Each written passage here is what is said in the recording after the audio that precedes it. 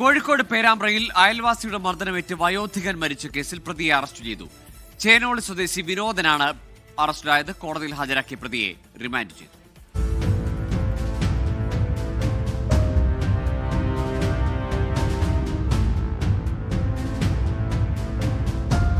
കഴിഞ്ഞ 8-ന് രാത്രിയിലായിരുന്നു ചേനോളി സ്വദേശി ബാലന് മർദ്ദനമേറ്റത്.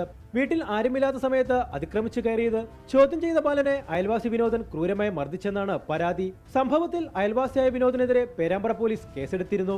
പരിക്കേറ്റ ബാലൻ ആശുപത്രിയിൽ ചികിത്സയിൽ കഴിയുന്നതിനിടെ മരണപ്പെടുകയായിരുന്നു. പേരാമ്പ്ര പോലീസ് ഇൻസ്പെക്ടർ ജംഷീദിന്റെ നേതൃത്വത്തിൽ ഇന്നലെ രാത്രിയാണ് പ്രതിയെ കസ്റ്റഡിയിലെടുത്തത്. പേരാമ്പ്ര കോടതിയിൽ ഹാജരാക്കിയ പ്രതിയെ റിമാൻഡ് ചെയ്തു. 24 കോഴിക്കോട്.